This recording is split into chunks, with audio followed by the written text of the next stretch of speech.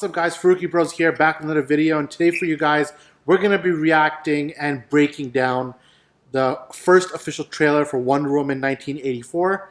I'll give my thoughts first. It's an interesting trailer. I think that Wonder Woman is such an iconic character that just seeing her back on screen in any capacity will make the audience feel good and feel like, wow, we're seeing an actual superhero on screen. That you don't always get that feeling from superheroes from any other movie, but Wonder Woman is one of those characters where her screen presence speaks for itself, and that's one of the reasons why just seeing Wonder Woman on screen is like, okay, like this is good. This is something I'm interested in. So you already know this movie's gonna do banger numbers in the box office. You already know people are gonna be showing up. The first Wonder Woman movie did so well and was such a groundbreaking film, and then obviously the character has appearances in Batman v Superman, Justice League, and of course Snyder Cut. So there's a lot of history with this particular version of Wonder Woman. So Wonder Woman 84, it's continuing that trend, but obviously this time it's Patty Jenkins completely on her own. It's her story, it's her vision. So we're getting to see her in her complete vision, basically. So I'll pass it over to Zion. What do you think about the Wonder Woman trailer? Just give me your quick thoughts and all that stuff. Yeah, I agree with everything you said. From the get-go, the trailer looks really, interesting. Obviously, we see Steve, we see Cheetah before she becomes Cheetah. We see Maxwell Lord, and honestly, I think it looks good. There's nothing wrong with it. I think it looks great. I'm excited for the film. They showed her in the gold costume, which was really sick. One thing you see from the get-go is the way the logo and the name and everything, the lettering zooms in. It's very Superman reminiscent, Christopher Reeve Superman. So obviously he's going to take a lot of vibes from that. And, I'm just excited to see what Patty and Gal do with the character and what direction they go. I know a lot of complaints people have is that, oh, it's Wonder Woman Ragnarok or something like that, but you can tell from the trailer it's clearly not. This is going to be, obviously this is going to be lighthearted moments, fun, but I feel it's going to be wrapped in a very, in a deeper story, and they're going to give a real good message, especially in terms of, like, I don't know, Steve is there. We don't know what kind of capacity he's in, if he's really alive. Obviously, my guess is that she'll, like, quote-unquote, lose him again by the end of the movie. So I guess we'll just see how it goes. Obviously, trailer 1, so they don't really say that much.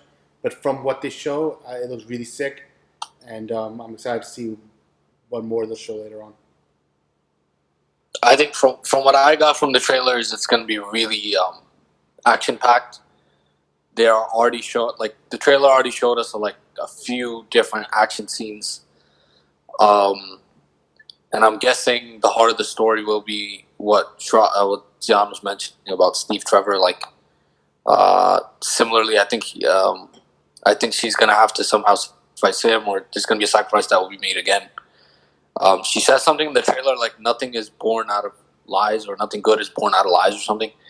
And I'm guessing that has something to do with Steve Trevor. But as far as the visuals are concerned, it looks like it's going to be insane. And I'm guessing it's going to be action-packed, but it'll have some heart. It'll have some what you would expect from a Wonder Woman solo film. And I'm excited to see... I'm just excited to see the world again. It feels like it's been a while, even though Shazam is a part of that world and Aquaman's a part of that world. But Wonder Woman is one of the OGs, so from Batman v Superman. So it's cool to just see her again. And then she's freaking swinging off lightning. So you already know they're gonna do some freaking insane stuff. And I think that was the one thing I was like, holy crap! Just from the TV spot. That was freaking insane. So, yeah, I can't wait. Super excited to see this movie. Yeah, it looks good. They didn't give away too much. They didn't give away any of the story. So I'm really excited to see how it goes. Obviously Steve Trevor's back, which is a big thing considering he died in the last one. And the gold suit, like the outside, it looks sick. Yeah, I just can't wait to see. A lot of people with Wonder Woman 84, they were thinking that it's going to be a huge detachment from the DCEU. A lot of the original sources and rumors was that it's going to retcon everything and it's going to be a total displacement from what people understand the DCEU to be, which was started with Man of Steel. So this, anyone can answer this question. Do you think that's going to be true, or do you think that actually Wonder Woman 84 is going to fit nicely with the DCEU? So what do you think? I think it is a retcon because just I don't know like how deep you want to get into it, how like technical you want to get, but cutting out the one line, the one line, oh, Wonder Woman was gone for like 100 years, like she left just for mankind. Like you cut that out, that's fine. But then the world's reaction to Superman and Man of Steel, it doesn't make sense because these people have been so exposed to Wonder Woman who has all these crazy powers that Superman shouldn't be that out of this world, even though he's an alien. So I guess maybe that's a different thing for them compared to Wonder Woman, even though technically, who says she's not an alien as far as the regular people are concerned?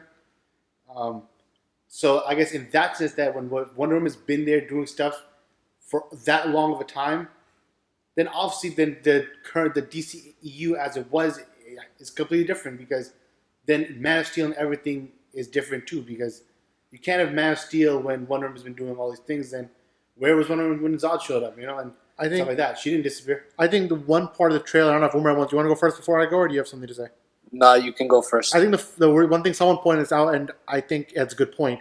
The first shot of Wonder Woman entering the trailer when she fell in the mall, she threw her thing at the cameras.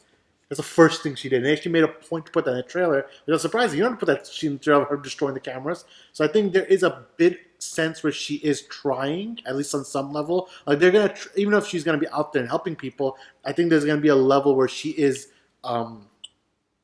trying to stay hidden. We know there's a lot of rumors the Invisible Jet is gonna be in this movie. More at the point where she is taking precaution to be hidden. Like she's not out there. And again, I'm okay with tiny retcons, like. Small retcons are nothing, just like Zack Snyder had Martian Manhunter since there's Man of Steel. Does that change things? Yes, it does. So I think it's not a small things like that aren't a big deal. But I do think that Wonder Woman 84 is not that much of a retcon. I think one interesting thing is that Stone Quarry, which is Zack Snyder's production company, that logo showed up in the trailer. So this is the first Stone Quarry, the first Zack Snyder produced film under that new banner. Wonder Woman. I mean, look, she's running on streets, she's doing stuff, but Wonder Woman, the first one, really, I mean, yeah, she was fighting and then she walked away for 100 years, but that doesn't mean that, she completely stopped being Wonder Woman. You can interpret things a different way. There's ways to interpret these things. That, with her, even in the trailer that we've seen, I mean, she's still, they're still going to show her, struggling. I mean, the first part of the trailer is her talking to Cheetah, and she's like, I think Cheetah asked her, oh, were you in love? And she said, yeah, a really long time ago. So, this is there's ways to interpret these things, and then I really don't see it as retcon because the placing of her taking off her crown and smashing off the cameras, there's no way in hell. What's the reason why they would put that there? Zack is not Kevin Feige.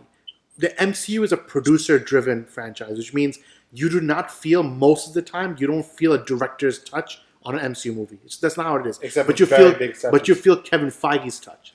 Feige, this is Feige's universe. He sat there and he made the whole universe, and then he tells the directors what to do. Remember, he chooses every movie. He chooses how the story goes. He's the boss. But Zack is the opposite. Zack wanted his 5-movie arc, but for his universe, he was saying that every director can do whatever they want because he's all about director control and director artistic integrity and that stuff. That's what Zack's all about. Zack's the opposite of Kevin Feige. Zack didn't want to put his foot into anyone else's mouth when it comes to directing. So if Patty wants to go more bright, more colorful, more hopeful for Wonder Woman, he's 100% on board because, number one, they're friends, and number two, he supports Gal. And Gal Gadot obviously showed her support to Zack Snyder for the Snyder Cut multiple times now. We're getting off topic, but I think that Wonder Woman 84 is very much in the spirit of what the DCEU stands for. And, if you really think about it, outside of, Suicide Squad and Justice League, there hasn't been that many hiccups. I'm enjoying this universe. I don't care what anyone says. This is a fun universe so far. Man of Steel, BVS, Wonder Woman, Aquaman, Shazam. These are fun movies, and they all kind of feel different, and they all have their own director touch. I'm feeling that. So I'm down for it, The last thing I want to talk about is, again, Wonder Woman 84. This movie, what this movie means for the Wonder Woman character going forward. So Patty Jenkins said that she already has an idea for Wonder Woman 3. Like, she's already thought about it. So it's clearly this is going to be a trilogy. Do you think that Wonder Woman will come back? Well, more question, do you think Gal Gadot will come back as Wonder Woman ever again after Wonder Woman 3? I don't see why she would leave the role. I guess I don't know where the DCEU is going with this. Really, it's hard to tell how they're going to go from here. But yeah, I don't see why she wouldn't come back. She's loved in the role. She's loved for her role as Wonder Woman. So I feel like she would. So like the way I see her coming back is more for a team up. Like I don't see her, doing another full solo, because this does take a lot out of you when you're the main star.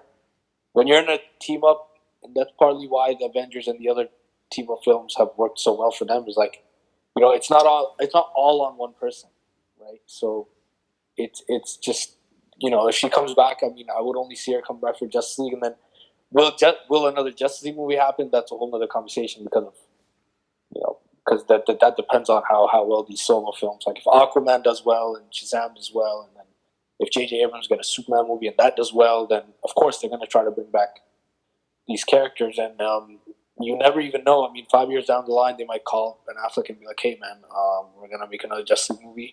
Do you want to be a part of it? If you don't want to be a part of it, okay, fine." And Flash can run back in time and get Pattinson. They can do things. There's ways around. This is what I think.